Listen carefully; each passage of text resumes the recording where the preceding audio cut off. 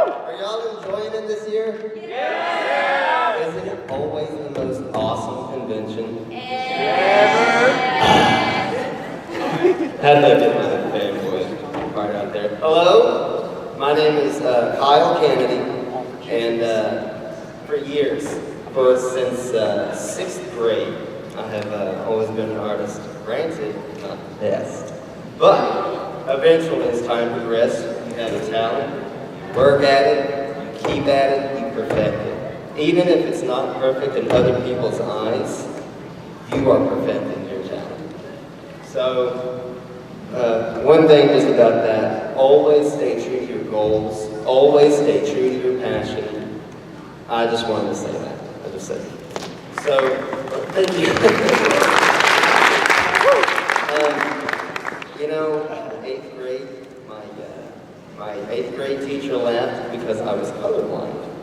I used to work with a guy who knew I was writing a book, and he laughed and he said, "Ha, you're writing a book nobody's ever going to read." And you know what? Every time somebody gives you negativity, everybody has their different methods. I use that as power.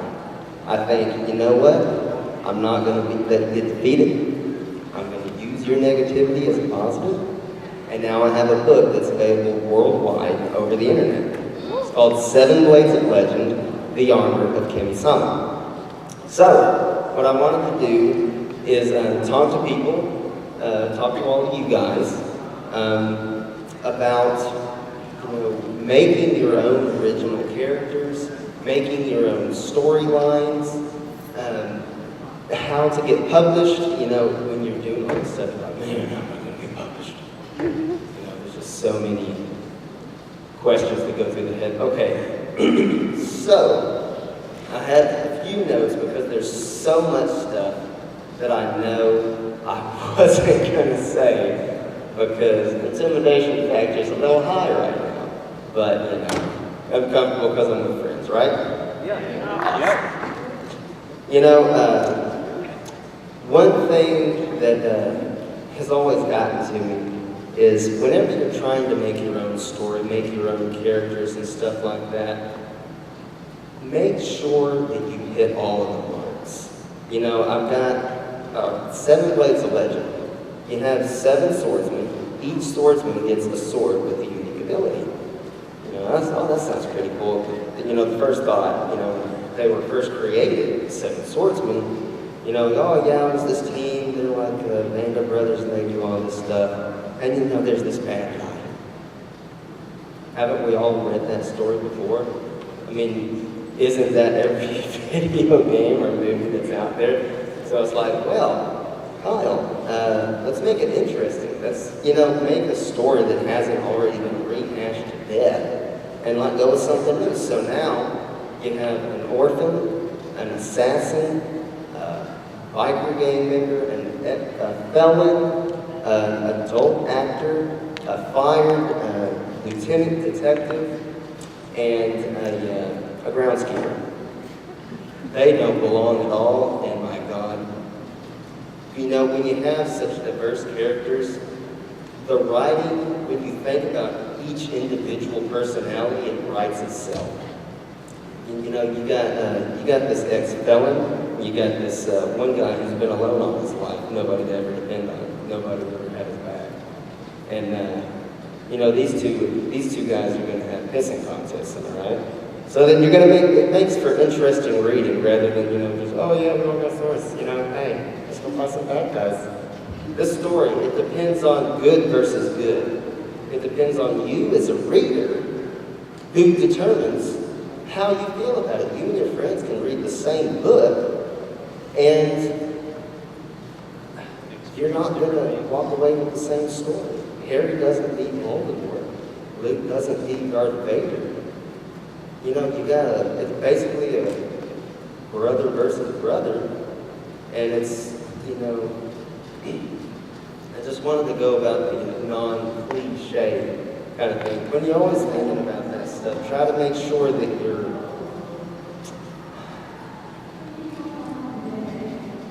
make sure you're original. There's a lot of times, I've had my art on the internet for years. start developing a fan base for the characters. I got a few of them out there that are just ridiculously popular for some reason. I don't even know why. But, make characters that are relatable. Superman and Hulk, they're so awesome. My brother loves Hulk. Superman, he's a cool character.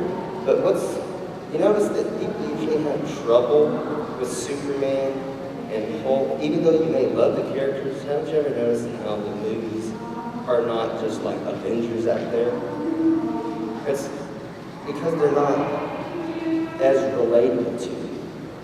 You don't see their flaws. You don't see their struggles. Superman's as strong as he needs to be. So when it's just him, it's just, more sunlight, I win. So it kind of defeats the whole, oh my God, what are they going to do? Batman goes up against Joker in that, what was it, Dark Knight? That's freaking awesome. Wasn't it? He's human, he's moral, he's got inner demons. It makes for interesting writing. Let's see. When you're coming up with your own story, interesting tale, when me and my little brother were younger, we'd play with action figures. And, we tell our own little story playing with toys. Well, I don't know if y'all saw me out there earlier today. I was the guy with the big old watermelon goofball head who had the wicker hat and the red eyes glowing. Well, that resembled a character that we used to play with, action figures. And it was so cool. I implemented him in there. And as I grew up, I'd always thought about this tale I wanted to do. And one thing, with the tale, I know the limitations. I know how far I'm going to go. But you as a reader aren't going to know. So it's my job to establish that reality. When I had my first book come out, co-workers, they came and they were so supportive. They came to my first book signing and stuff like that. And one of my co-workers was a huge fan. She read it and it seemed like it was medieval times. Everybody there was a castle, everybody had a sword, all this kind of stuff, and then somebody comes out with a cell phone. It's like, what? A cell phone? I thought we were in this certain area. And it's because I already know the lengths I'm going to go. So it would kind of be failure on my part to go 3, 4, 5 books in, and then all of a sudden, oh yeah, didn't we know there was technology? Try to always think ahead. Plant those seeds. Sometimes they're unnoticed, like in the first book, if you check it out, there's somebody in there with ulterior motives, and it always lights that fire when you have somebody that looks at your work and they can see the light in it. They're like, man, that's so cool. I love that story, but and I'm always like, well, do you have a favorite? They're like, yeah, this was cool, that was cool. I like how she did the thing, made it go back and then kill those guys. And it's like, that one fellow though, the royal missed him. I don't know. He seems cool, but it seems like there's something up with that guy. Plant the seeds, Just,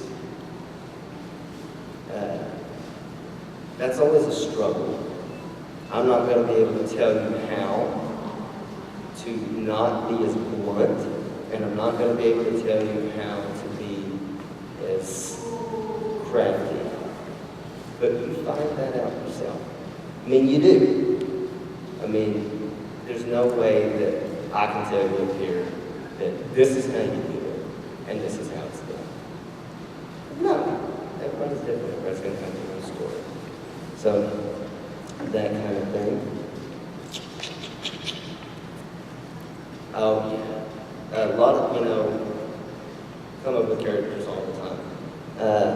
When you're going through the creative process and you make a character, and you go, oh, yeah. that one character looks like Goku. Oh yeah, that one character looks like Ichigo. Don't let that get you down. Characters are going to resemble characters all the time. There's nothing you can do. Everybody's done almost everything. I have a little Easter egg that I'm not going to share. Because when you read it, you're like, what kind of character is that? But, you know, it's hard to find that originality. But when you're making a character and stuff, don't do the copy-paste thing. You know, all the time. You know, I've seen Inuyasha with Sesshomaru's marks on his face. Yeah, it's my own original character. You just mashed two faces together that already exist, and you gave them a different name. What's going on there?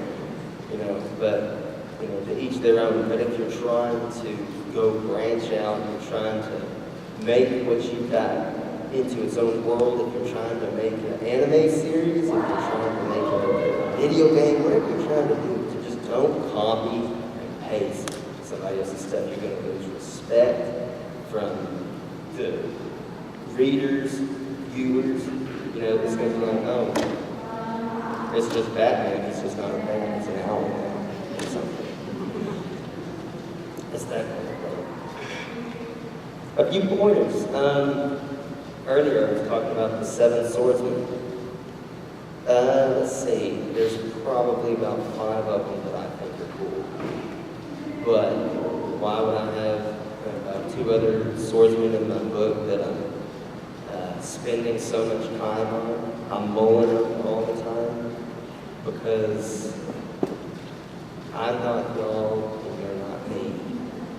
Everybody out there's got qualities that they don't like about me and vice versa. That's humanity. Try to make your characters human. You know, I got this one character in the book and he's talking about, oh yeah, I've never done any kind of adventurous stuff before. Then later on they're eating, oh yeah, one time when I was working with my dad, this zombie thing came to life and I killed it. I thought you said you didn't do anything. Oh no, I forgot that. How'd you kill a zombie? I stabbed him. You know those people that just lie to your face, but oh yeah, I've done it. Can't stand it.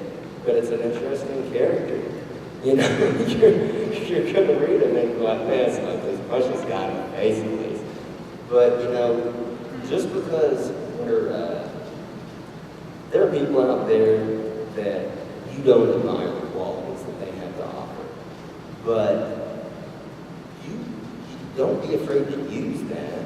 I mean, don't make this perfect world where, you know, the only problem is the bad guy steals a ball of candy or something, you know. Make them diverse. Pick from, usually, I've always been a big fan of picking a little bit from everything and then shoving it all together. It just always seems to work. That's what I've gone and done with.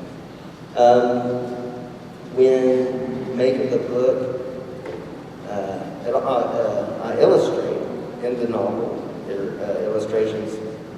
First time I had a book signing, I was talking to a gentleman who came up like, what's this? What's my book? And it's like, would you be interested? Oh no, I'll just catch the anime. No, dude, there's no anime. This is it. You know, this is as far as it goes right now. You know, I would love for it to be an anime. The only way that's going to happen, though, is with the help of brothers and sisters, you know, like you guys. I mean, but you have to make it interesting. You have to put the feel. You got to be original. One of the things that with the illustrations that I do that is pretty unorthodox is every time I make a character, I'll cut around their head and I'll have what I like to refer to as a character chip. One of the problems that people usually tend to do with, usually starting out anyways, when you make a story, when you have so much going on, you've got so much development, so much backstory, things such as that, you tend to forget that one you don't really care about, or that one that really doesn't have anything to go with what's going on right now. So one technique I've always done to help myself, prevent myself from error, is I'll have my character chips. And it's like, okay, these characters are here in this chapter at this point. So, when I'm looking, I'm typing, I'm reading, I'm thinking of all of their, and keep in mind their individuality traits, how they're going on with the situation. It's like, oh yeah, so-and-so's been here for the past 5 pages and hasn't said a thing. That's completely out of character. So, even, it just kind of helps make it more realistic. It seems to have gone over really well. And if you go on Amazon.com, 7 Blades of Legend so far has 5 out of 5 stars. I think that's pretty good. It's my first review, first book, and pretty wow. I ran into a friend. She was saying that she was checking it out, and she just loves how involved everything was. How she likes, she said she likes Harry Potter, but it's not all Harry Potter. She liked, what was it, Halo, but there was a quality Halo had to offer that was in there, but it wasn't like Halo. And I'm not sure if y'all are familiar with the term anthroid people, the animal people, humanoid animal people. I've got this kind of thing where introduce them early on because they're going to be big player cards later on in the series. So introduce them now so you're used to them rather than, whoa, where the hell did all these animal people come from? What's going on here? And, they're the races and the kind of thing. Kind of get that already meshing going, kind of getting you used to the storyline. When thinking about it, your story, how far are you projecting? Is it a love story that you got going? Are you doing, does it go beyond your town, the character's city? Does it go on another continent? When you got Dragon Ball Z is awesome. I grew up with Dragon Ball Z. Not much that the military or government can do when Frieza says, hey, I just want to blow this part of your continent, what are you going to do about it? But the government, if you think about it, they will get involved. If Frieza came into downtown Houston right now and started blasting up a storm, you got some story development there. It may take Goku a second to show up, but you're going to have retaliation, and that also gives you an opportunity when you think about, even though you think about the most fictitious thing, the most fictitious characters, but think about it realistically. And when you do that, try to ground it just a little bit. You have so much room for character development. You establish your world more profoundly. You really do. Let's see. Oh, like in the second book, spoiler alert, the Armor of Kamisama, somebody obtains the Armor of Kamisama. Crazy. The Armor of Kamisama. The Armor of Kamisama is the armor of God, and due to spoilers, I can't explain why that is right now, that it's on Earth, but somebody obtains it, and then you have an entity such as death appear. And he's like, hey, you know what? It's interesting. You and me are the same now. You can't die. I'm always going to be around. It's up to you kind of thing. And with a character like Death, he's such a demanding character. And you see this character portrayed throughout history, and somebody's always like, hey, Death, I'm going to death you. I'm going to kill you. How are you going to kill you? It's death. And then they take the side and go, it's not doing that long. That's not going to happen. But think about a character like that with such immense tail. You need to construct. That makes you responsible for its own limitations. Death just can't go around touching people like, you know what, you're gone. Everybody's got something they've got to do. Everybody's got a reason. So death, even a character like that, you gotta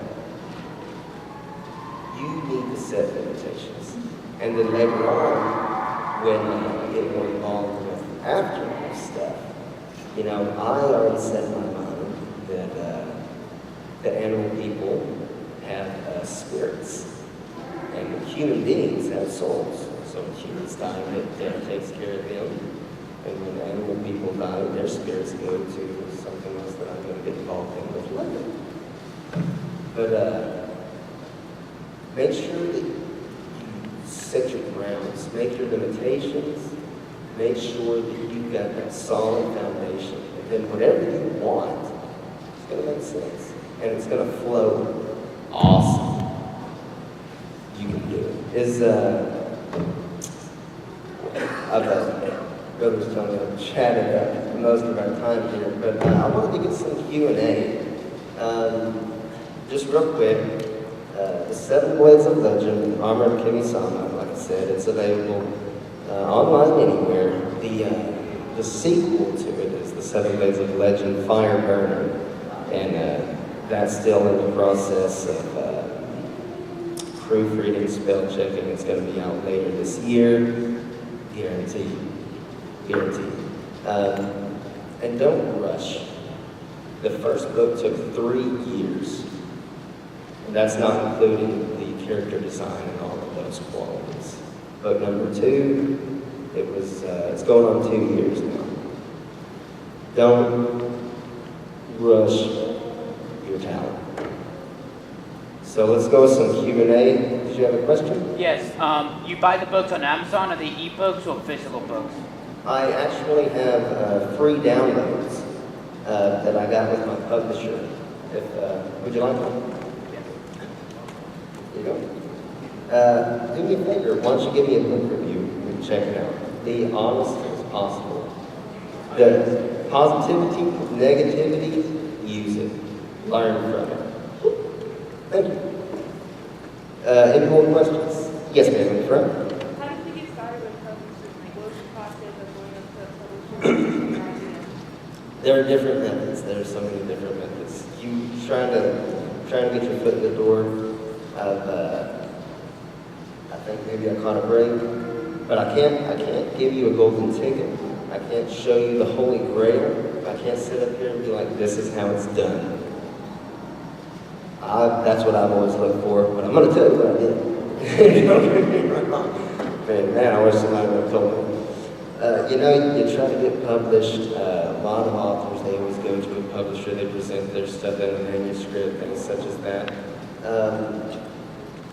Before Hurricane Ike, years ago, I had to get back to that, and I had a pamphlet from California, and then I got sidetracked, things such as that, and then when it was ready for publication, I went back, internet searching, just browse. Make sure that you try to find a publisher with good credentials. Make sure they're established. You don't want to be like, here's my work of 3 years, take it, run it, and have a good life. But I found a company called Author House, and it put me, it was like almost $800 but it was perfect. I did my research. Where I wanted character illustrations in, that's where the illustration was in. If I wanted a paragraph a certain way, it was printed as a type. They were super easy to work with. If you're into self-publication, I recommend Author House. It really worked for me. Yes. 2 quick questions. One, you said it cost $800. Did you get your money back from the sales, or? Yes, there are royalties. With this particular company, it's obviously going to vary, but with Author House, what happens is Author House, I get royalties quarterly, so I'll get 4 checks a year, depending. Since I was just starting out, I'm not making bank. I don't have anything behind my name, so when I started out, I make $4 off of a book, and I make $1.50 or $2 off of a download. And take in mind that you're just starting out, nobody's gonna be like, J.K. Rowling's good, I bet you are too, here's what she makes. So make your start somewhere. My second question was, editors a lot of times will work with you, when they're working with the story, they'll ask you to change a lot of things, but there are a lot of back and forth of them wanting you to change things. Did Alden House? The editor, did they ask you to change certain things, give you advice? No. No, They were extraordinarily easy to work with. Whatever I wanted is what was in there. But there is a disclaimer at the front of the book, kind of like the views of the author on Right. what we, and so they kind of set themselves there. Yes, into that? Something I always have problems with when writing is like, I make locations and I have a world and characters and I know where they want to go, but I have trouble like finding reasons for characters to go from location to location and trying to fill up the space between them and I'm trying, and I want to know like how you do that without like becoming lazy, like having them follow somebody from town to town and they're always almost there, but he always leaves. And like how you do it in a creative but not lazy way. That is a really good question. I actually had that problem with the second book. Everybody is divided from, spoiler alert, everybody's divided from a huge tragedy that occurs at the end of the first book. And everybody's picking up the pieces back of that life, and everybody's scattered. And it's like, how am I going to get this hero team for everybody back together? What I'd say is don't rush it. It took time, because like, this group and this group can meet so easily. But you got that other guy, I've got one that he doesn't give a damn about anything he's in, just for his own protection. I'm thinking, geez, how can I get that character to even consider going back with the others? And then, I used reality to help with my fiction. You've got a huge tragedy, and I'm thinking, this guy doesn't care. And then what I used was that the media, you know how some media just contorts things, so they're on the news, oh my goodness, all of this happened. We believe it was orchestrated, and these are the perpetrators that were present at the time. And he's like, holy, they think I kidnapped these people. And he's getting hunted down now by the authorities, which, the authorities are a huge pivotal role in the story, but they were a tool to use to get him to have to seek out another character that was the ex-detective. Be like, hey, you used to be one of them. Clear my name. He's like, oh, I can't do that. And then, the ball starts rolling, and then they all speak. It just, I'd say dissect the personalities of your characters, really think about it, or find a new level, and don't rush it. It'll happen. It will. It's just, but I'm a little bonkers. I'm constantly always, I'm gonna have to rush it pretty quick, but I'm always thinking, and you need to be passionate, because if you're gonna write it and you're wanting people to read it, you have to love it. That's what I can say. Yes, ma'am, in the front. Oh, so whenever me or my friends start working on a story together, because we're kind of a group instead of one or just two people, we have a problem with we would think of something, but then we're like, this sounds like a certain anime, or it sounds like something that this show already did. So if possible, how do we stay out of cliches or archetypes that are seen throughout other animes, or make them unique in a new way? It's a very good question.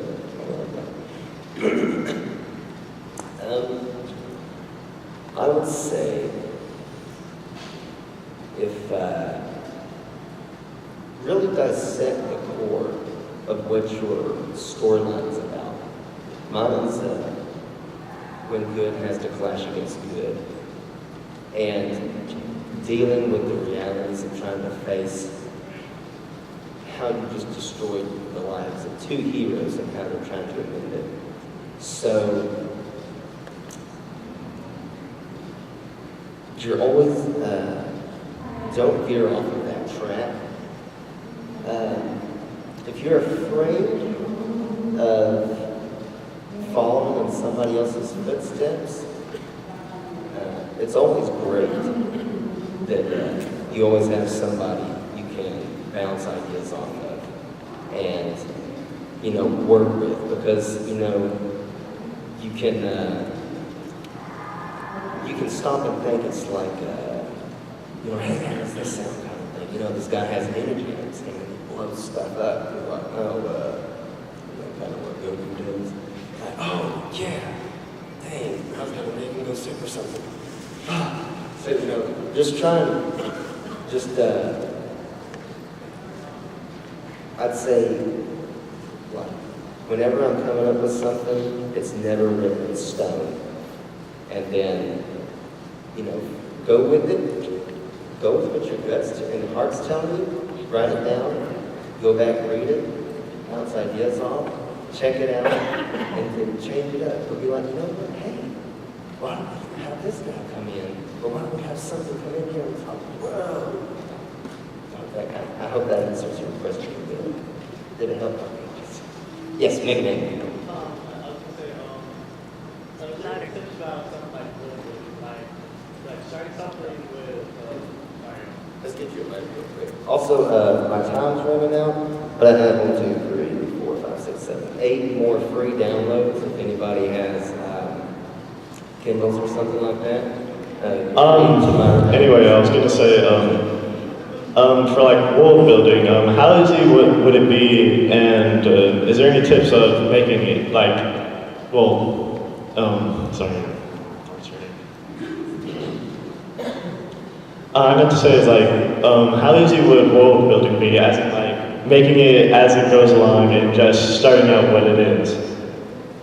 Are you asking how, basically how to create the foundation for your own world? Yeah. Okay. Man, you guys have some awesome questions. I love this crowd. Keep me on my toes. You can use the world around you. You can. If you're having difficulty, don't be afraid to use building blocks. Creating your own world, like if you want to really go out there, like an alien race or some kind of thing such as that, just, I would say, make sure that you have all of the details of that reality down.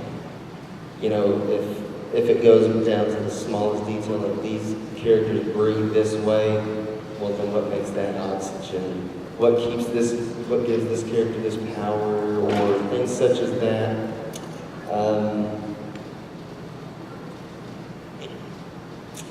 Let's see. That's a really good question. Like,